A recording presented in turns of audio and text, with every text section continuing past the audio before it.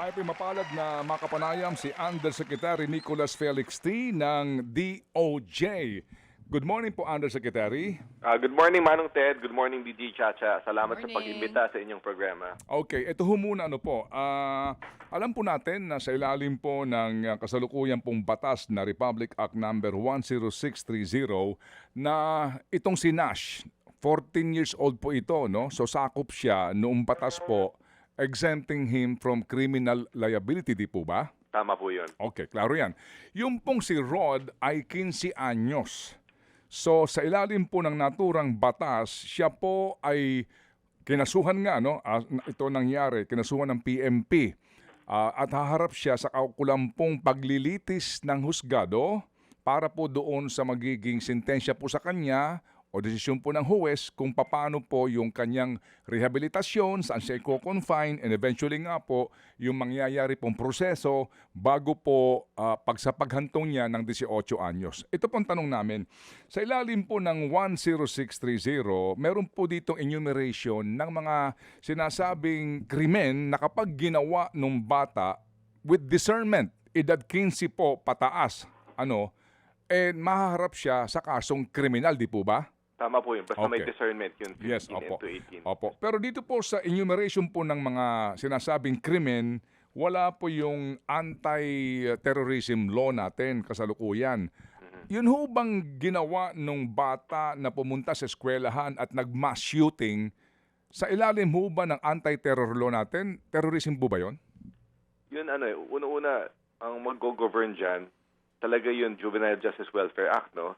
Na general rule, yung bata, pag below 15, exempt sa criminal liability. Pag 15 to 18, maaari siyang makasuhan kung may discernment. Sakop nun lahat ng krimen Lahat ng krimen na pwedeng madawit ang bata sa edad yun basta may discernment. Pero ang tanong natin, kung ang ginawa ba nila ay maaaring maituturing terrorism under the Anti-Terror Act.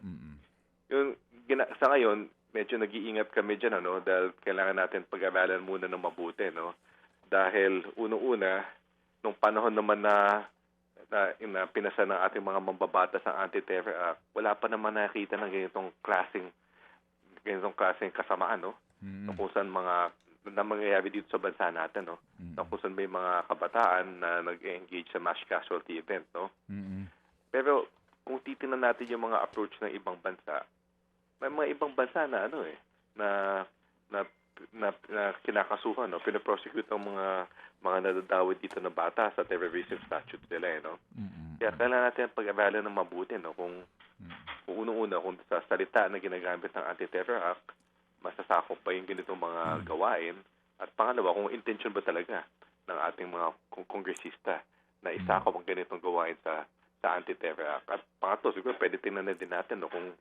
kung gusto ba talaga natin to, Dahil yung mga isang sa mga consequence yan ay ang bata may tuturing na terorista, Parang siyang NPA, parang siyang Abu Sayyaf, 'di ba? Parang handa ba tayo na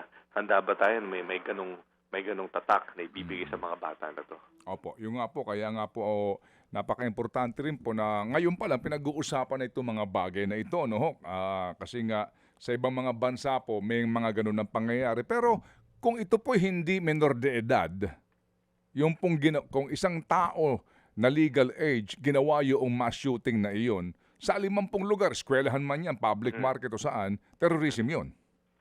Kailangan natin tingnan na mabuti, Kasi yung Anti-Terror Act, in-amend nito yung Human Security Act. At ang ginawa nito, talagang pinalawak yung definition ng terrorism, Tapos kung titignan mo yung salita, kung konting mamimiloso po ka lang, pwede mong sabihin, napasok, Pero kailangan pa talaga namin pag-aralan ng mabuti. Hindi lang kami sa DOJ, pati yung mga kasama na yung mga ahensya sa Anti-Terrorism Council. Okay. Pag dyan tayo papunta, Pag gusto natin pumunta dyan. Okay. Dahil nga baka naman madaming mga consequences to, At hintayin na lang natin, pag-aralan muna natin to. At in the meantime, kung may mga ibang mga krimen na pwedeng maidawit yung bata, tulad ng ginagawa natin ngayon, di ba, sinacharge siya ng multiple murder, doon na muna tayo. Okay, sige po. Sir, napag-usapan po kahapon sa hearing na merong nangyayari po na recruitment, di po ba, na sa mga kabataan ginagamit nga ang internet, no? So, sa ilalim po ng kasalukuyang umiiral mga batas, ano po ang governing law dito? Doon sa bata, menor de edad, and meron pong grupo. Ano man po ang tawag nyo dyan, ano man pong grupo ito kasi dumarami po naman sila. Tapos, nirecruit mo yung bata, na-impluensyahan mo, na gumawa by stages and eventually nga po gumawa na po ng karahasan, hindi lang sa kanya sarili, kundi sa kapwa nito. Paano po ang batas diyan kapag ho yung pinanggagalingan nung grupo ay sa ibang bansa at yung pong dinadaanan niya na pamamaraan which is the internet o yung pong particular po na anuman pong application man o games man yan po o anuman? Tinitingnan namin tong pangyayari na to, no? Yung tinatawag natin na nihilistic violent extremism, tinitingnan natin to no, ng kabuuhan niya, no? Ikaw na nagsabi, nakwento mo naman ng Ted, yung proseso dito, no? Nasa sa mga online games, doon unang in-identify kung sino mga batang maaaring mag-groom at ma-recruit. Tapos, unti-unti silang ina-isolate, linalayo lumilipat sila sa ibang platform, tapos unti-unti doon ina-isolate at tinatry i-radicalize yung bata. Parang yung mga ginagawa niyang mga bagay, umpisa muna yan sa pag-generate ng sariling parang CSAM, no? O yung parang child porn, tapos sasaktan yung sarili, tapos hanggang umabot na doon sa mass casualty event. So para sa amin, yun ang dapat tingnan natin, no? Yun ang ideal na sa atin, na meron tayong legal framework sa nihilistic violent extremism. Pero ngayon, habang wala pa yan, aasa talaga tayo sa mga batas na maaaring madawit, no, sa mga gawain na to. Kaya titingnan natin yung mga individual na activity diyan, kung anong saan pwedeng madamay. Halimbawa, kung in the course of controlling the child, parang pinapaproduce siya ng CSAM o yung child pornography, doon tayo papasok sa RA 11930. Tapos pero kung doon sa simpleng NBE lang, kung yung grooming pa lang, medyo wala pa tayong batas para dyan talaga. Opo. Kung kayo pong ako konsultahin ng ating mga kagalang-galang na mga policy makers, anong concept ng batas nun? Para dito sa kaninyo ay nihilistic violent extremism na ito na idinadaan po sa internet.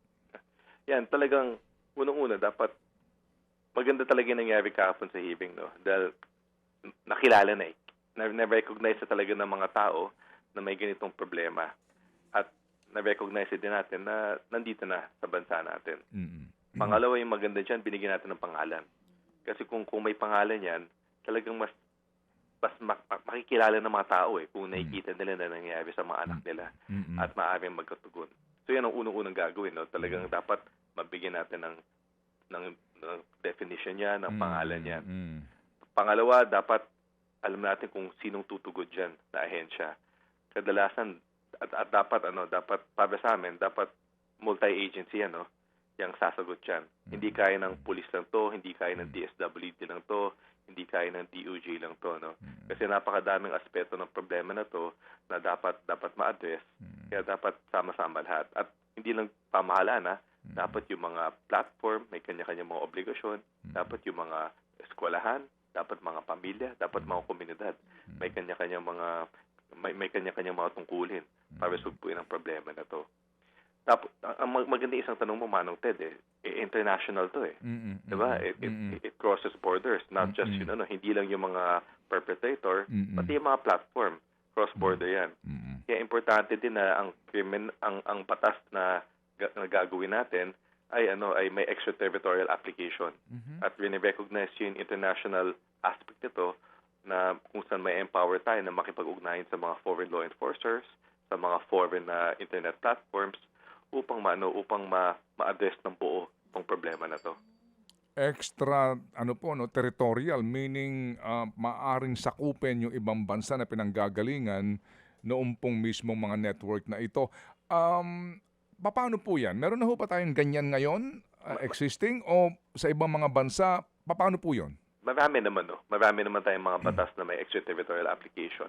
Sa human trafficking law, no? Tsaka sa anti-OSAC and SISAIM law, may extraterritorial application to. At yung Anti-Terrorism Act naman natin to some extent, may extraterritorial application to. So, hindi naman bago tong concept ng extraterritorial application sa mga ibang penal law. Opo. Sabi ng CICC nila, Yusek Aboy Paraiso, problema din nila kasi yun nga itong mga halimbawa itong mga Gorbox ba yun siya? Itong mga games na to, no? Gorbox, Roblox. Wala silang office sa Pilipinas. Tama. And then gusto nilang papanagutin ito o anuman, hindi nga nila sakop. Yun ho yung sinasabi ho ninyo na pwedeng. Ayan. Go ahead, sir. Yan. Yan ang isa sa pinakamalaking mga challenges natin sa ganito mga batas, no? Sa ganito mga problema, dahil nga yung mga ibang mga plataforma, hindi natin sila hawak. Diba? At yung iba nga, kahit sabihin natin hawak natin, para sa amin, minsan kulang pa yung ginagawa nila. Kaya ang malaking bagay talaga dyan yung coordination with mga foreign partners, lalo na yung mga bansa kung saan doon naman may presence tong platform na to, no? Dahil yun ang magiging avenue natin upang humingi ng tulong sa kanila or kahit pa paano ma-convince sila o ma-puwersa sila na natulungan tayo. Okay, hindi ba sir kayo po ang I think ang in charge din doon sa anti-exploitation of women and children, di po ba? Tama, sa cluster po natin yun sa DOJ. Oo. So kayo po doon sa mga online na mga sex video, yung pong mga human trafficking po online na ginagawa, di ho ba usually po tagalabas ng bansa dito ang mga suspect? Opo. How do you go about it? Malaking bagay yung coordination with foreign law enforcement. So kadalasan yung foreign law enforcers sila magre-refer sa atin, no, na may CSAM na binibiktima ay batang Pilipino. So kikilos tayo dito sa end natin para madakip yung mga perpetrator dito. At kadalasan alam natin mga kamag-anak to, no. Sila naman ginagawa nila yung part nila upang madakip yung perpetrator doon sa side nila, no. Tapos dahil sa kapag-ugnayan na ito, may mga sharing tayo ng evidence upang mapalakas yung mga kanya-kanyang mga kaso. At isa pang napaka-importante ay may nakukuhang mga danyos, no, mula dun sa perpetrator abroad para sa mga biktima dito sa Pilipinas. Yun yung modelo na yun, napakagandang modelo yun. Sana kung magkakaroon tayo ng batas dito sa NDE, sana maisama natin. Okay, kasi nga po kung kayo ngayon mayroong koordinasyon sa kapwa ninyo agencies, no? Sa iba't ibang panig ng mundo para po sa pagsawata dito, ganun din. Dito nga po halimbawa sa 764 Network na mismong FBI na noon pa man nagbigay na po ng babala dito sa kanilang bansa. So sa ngayon, dapat buong mundo na po umaksyon dito, magkaisa mga bansa. So how to go about this, no? Lumalaki itong problema kasi. Tama yun, Manong Ted. Dapat talaga magkaisa ang buong mundo at madalas magkaroon tayo ng koordinasyon sa mga ibang bansa na dadamay din dito. Okay, but sa kawalan pa po ng batas, sa ngayon po na ito po'y pinag-uusapan pa lamang at baka po hindi pa natin makuha ang realisasyon sa pinag-uusapan natin na koordinasyon na ito, ano po ang inyo pong maaaring sabihin sa lahat sa amin, lalo na po sa mga magulang? Talaga awareness, no? Alam ko naman madaming mga magulang na sinubaybayan yung hearing kahapon sa Senate. At alam ko din madaming magulang talaga na hindi lang namulat at na nabigla talaga sa mga nabalitaan nila. So sana maging mas alisto ang mga magulang sa pagbantay ng kanilang mga anak. Talagang i-regulate nila ang paggamit ng mga anak nila ng internet at ang iba-ibang mga plataforma. At kung may makita silang mga senyales na yun anak nila ay posibleng nadadawit dito. At nasabi yun kahapon ng mga kaibigan natin sa ACG, no, pag talagang sobrang ang tagal ng oras sa internet, nag-iisa lagi, tapos medyo nagbago yung kanyang behavior, no, nagiging mas withdrawn siya. Siguro magtanong pa kayo, maghukay pa kayo ng konti kung may nangyayari at kung talagang medyo nakita niyong may alanganin, mag-report kayo sa DSWD or sa ating mga kapulisan. Opo, at may mga red flags na po, no? Bagamat hindi naman po nilalahat natin, pero yung t-shirt na suot nung Nash Tama. Actually, red flag na siya kasi kung hindi alam ng magulang, ano ba, akala niya pangkaraniwan lang pala yun. Yung pala ho, yun ang t-shirt na suot din nung mga nag-mass shooting. Tama, Yung- Columbine. Yes, sir.